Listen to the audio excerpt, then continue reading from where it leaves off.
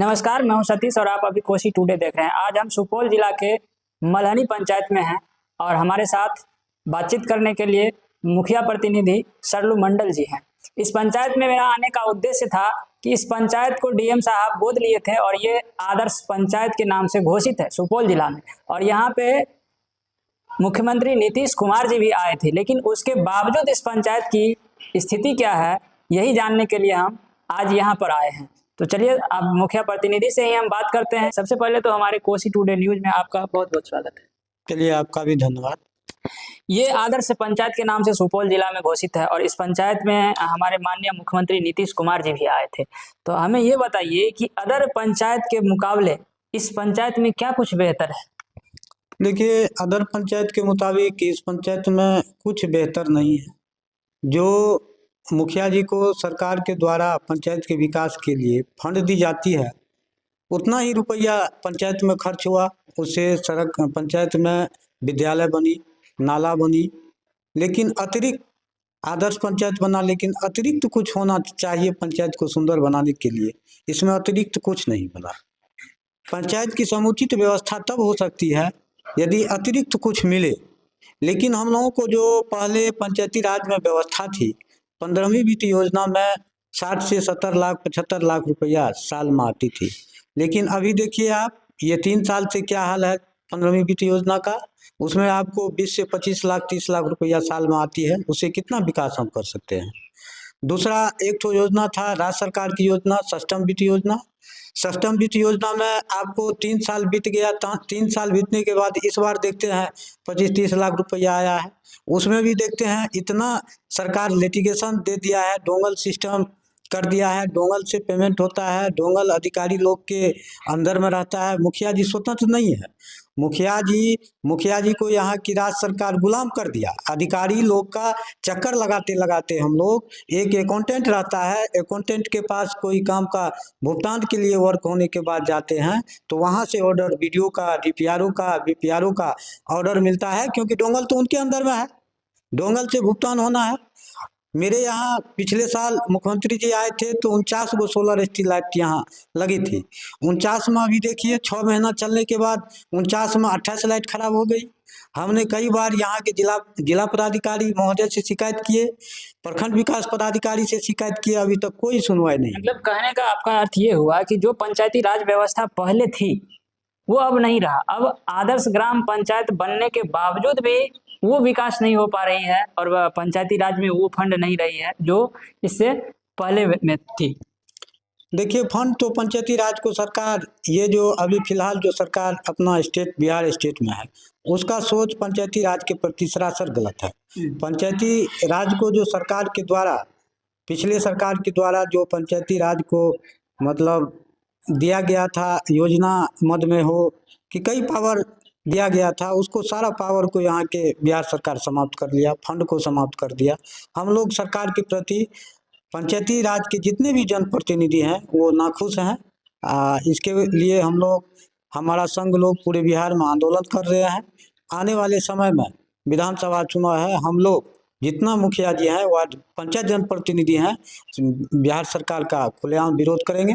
नहीं तो सरकार पंचायत के प्रति, जो सरकार पहले पंचायती राज में जो मतलब फंड थी, वो फंड को सुनिश्चित करें।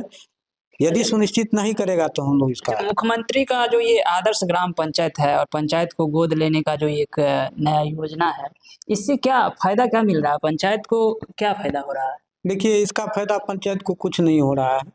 ये खाली मतलब वो तो कह रहे हैं कि जिस पंचायत को गोद लिया जा रहा है वो पंचायत एक सुदृढ़ और सुसज्जित पंचायत हो जा रहा है। वहाँ हर सुविधाओं से लेस की जाती है, वहाँ की जनताओं को हर चीज मिलता है। जैसे कि शहर में लोग व्यवस्थित होते हैं, उस तरह से पंचायत को और गाँव को व्यवस्थित कर रहे हैं। देखिए, कुछ सब जितना है आपको अखबार में, सोशल मीडिया में, अभी देखिए बिहार के माननीय मुख्यमंत्री नीतीश कुमार जी, आपको सरायगढ़ भपटियाही में एक पंचायत में वहाँ प्रोग्राम है। अभी कितना हाई फाई अधिकारी लोग अपना बयानबाजी, नेता लोग बयानबाजी, लेकिन उनके जाने के बाद वहाँ कुछ विकास का काम दिखाई नहीं पड़ेगा आपको। वहाँ भी एक पंचायत को सरकार, हाँ, उससे कुछ देखिए, सरकार की कई जल कल्याणकारी योजना है, जैसे जल नल। अभी आप देखिए, जल नल पूरे बिहार में हम दावा के साथ कहते हैं कि पूरे बिहार में जल नल से लोग पानी पी रहा है। आप लोग भी पत्रकार बंधु हैं, आप लोग भी जाते होंगे, तो कहीं जल नल लोग देखते हैं अपना खेती करने में, अपना सब्जी का खेती करने में जल का प्रयोग, पीने में कहीं काम पूरे बिहार में नहीं आ रहा है। उसी तरह ही सोलर लाइट योजना है, पूरे बिहार में कहीं काम नहीं करता है। एक सोलर लाइट की प्राकृतिक राशि आपको 33,000 है, लेकिन पटना में उसको देखिए 10,000 में खुलेआम में बिकता है। लेकिन ये जबरदस्ती सरकार सब जगह लगा रहा है, तो सरकार की मर्जी है।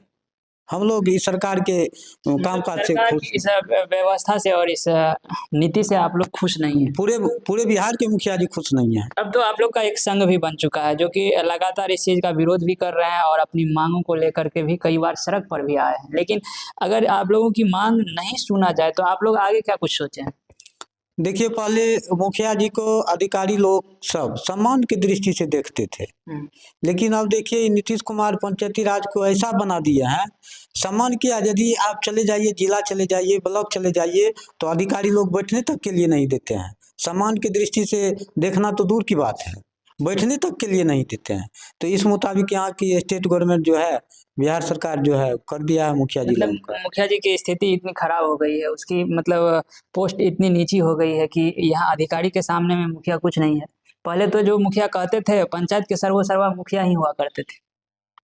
पहले था, लेकिन अभी फिलहाल अभी के समय में हम लोग को 3 साल हुआ है, अभी के समय में मुखिया जी के जितना अधिकार था सब सरकार सब अधिकार को खत्म अच्छा, कर दिया है। सरकार भी तो आप ही की है, आप जिला से कुछ सचिव हैं इस जदयू में, तो सरकार तक अपनी बातों को क्यों नहीं पहुंचाते हैं? आपके माध्यम से तो और मुखिया सब का भी बात जाना चाहिए। देखिए, सबसे हम एक पंचायत के मुखिया जनप्रतिनिधि हैं, लेकिन यहाँ के जो स्थानीय विधायक मंत्री हैं उसको सुनना चाहिए, मुखिया जी लोगों का समस्या को सुनना चाहिए।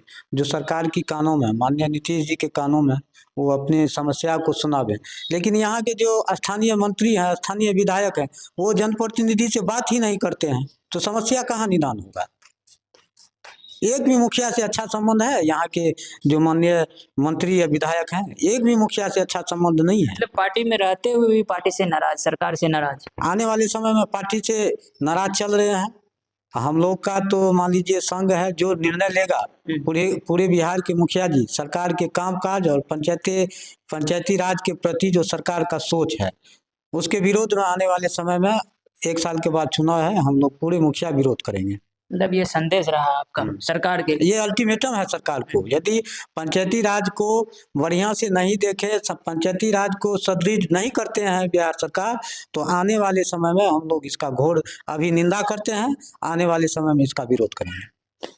चलिए, तो देखिए पंचायत की ये स्थिति हो गई है। महात्मा गांधी का सोच था कि पंचायती राज व्यवस्था को लाएं और पंचायती राज से हर एक लोगों को सुविधा मिल सके और नज़दीक में मिल सके, उनकी सारी समस्याओं का हल पंचायत में ही हो सके, उनको कहीं बाहर ब्लॉक और शहर ना जाना पड़े। इसलिए ये पंचायती राज व्यवस्था आया था। लेकिन धीरे धीरे इस पंचायती राज व्यवस्था का जो है पतन होता हुआ नजर आ रहा है। जैसा कि देखिए कि जहाँ भी जिस मुखिया से मिले हैं, हर पंचायत के मुखिया सरकार के प्रति गुस्से में हैं और अपनी मुखिया पद से नाखुश नजर आ रहे हैं। फिलहाल आप लोगों की क्या राय है पंचायती राज व्यवस्था को लेकर के? कमेंट में जाके जरूर बताइए। धन्यवाद।